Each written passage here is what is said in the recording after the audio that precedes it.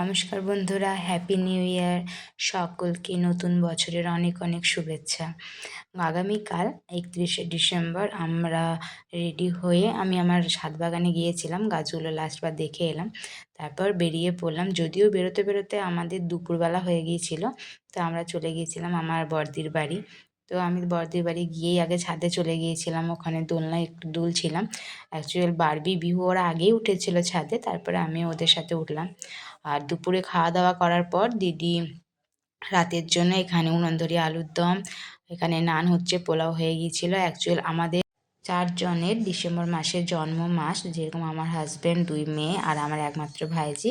তো ওদের আবার 4 জনের একসাথে বার্থডে সেলিব্রেশন করা হবে বলে বড়দি কেকও বানিয়েছিল। তো সবাইকে একটা করে কেক দিয়ে দিয়েছিল প্লেটে। তো আমার বড় মেয়ে বলেছিল যে ও ক্রিম দেওয়া কেক খাবে না, কারণ পরপর 3টে বার্থডে হওয়ার জন্য ক্রিম দেওয়া কেক খেয়ে ওর ভালো লাগছিল না। তাই বড়দি নর্মাল কেকই বানিয়েছিল ক্রিম ছাড়া। তো সেটাই সাজিয়ে দেওয়া হলো। তো ওরা কেক কেটে নিয়েছিল, আর তারপর সবাইকে নিয়ে একে অপরকে খাওয়ানো হচ্ছিল। যে কোনো সাধারণ বার্থডে সেলিব্রেশনের থেকে এটা একটু আলাদাই ছিল, যেহেতু 4 জন একসাথে কেক কাটলো এবং এটা আনন্দ আর মজা করা হলো।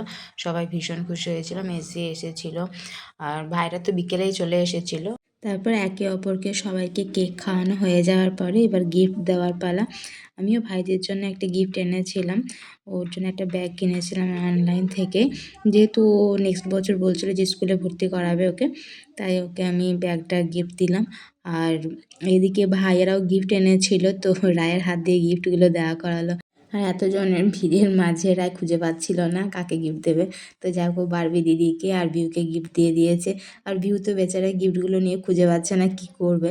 তারপর ওর ছোটো মিমি বলে দে আমার কাছে এখানে রেখে যা গিফটগুলো। তারপরে ও পিছনকেও রায় গিফট দিয়ে দিয়েছে। তারপরে এই যে গিফটগুলো দেওয়া হয়ে যাওয়ার পরে বারবি কাগজ দিয়ে কেটে একটা রায়ের জন্য কার্ড বানিয়েছিল, বার্থডে কার্ড। আর একটা চকলেটের শেপ দিয়ে কাগজ দিয়ে বানিয়েছিল, তার ভিতরে চকলেট রেখেছিল, সেটা রায়কে দিল। আর বারবির তো গিফটটা দেখার জন্য মানে ধৈর্যতে কুলায়নি, তাই ও বললো আমি সঙ্গে সঙ্গে গিফটটা খুলে দেখবো। তো এখানে একটা ব্যাগ দিয়েছিল, ব্যাগটা খুব পছন্দ হয়েছে ওর। আর বিহুও গিফটটা খুলে দেখার জন্য চেষ্টা করছিল, কিন্তু বলছে মা আমি খুলতে পারবো না প্যাকিংটা। তো খুলে দেখালাম। আর আমি এখানে আয়ুষকে আর শম্পাকে একটা করে গিফট দিলাম, আমি এমনি কিনে এনেছিলাম। তারপরে এখানে রাতের খাওয়া দাওয়া শুরু হয়ে গেছে। দিদি সবাইকে খাবার সার্ভ করে দিচ্ছে। আমাদের মেনুতে অনেক কিছুই ছিল, মানে আগেই আমরা ঠিক করেছিলাম কী কী খাওয়াবো। তো এখানে আমাদের যা যা মেনু ছিল, যেরকম আলুর দম, নান, পোলাও, চিকেন আর পায়েস, চাটনি, মিষ্টি, এগুলো। তো সবাই একসাথে আমরা খাবার খেতে বসে গেছি।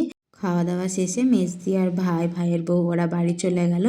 মা এবং আমরা দিদির বাড়িতে রয়ে গেলাম। তারপর আমাদের নিচের মধ্যে একটা লম্বা বিছানা করে সবাই একসাথে শুয়ে পড়লাম। তো এই ছিল আমাদের 31শে ডিসেম্বরের সারাদিনের কাটানো ভিডিও। তো কেমন লাগলো ভিডিওটা অবশ্যই কমেন্ট করে জানাবেন এবং পাশে থাকবেন সম্পূর্ণ ভিডিওটি দেখার জন্য। সকলকে অনেক অনেক ধন্যবাদ। আবার জানাই সকলকে নতুন বছরের অনেক অনেক শুভেচ্ছা। সবাই ভালো থাকবেন, সুস্থ থাকবেন।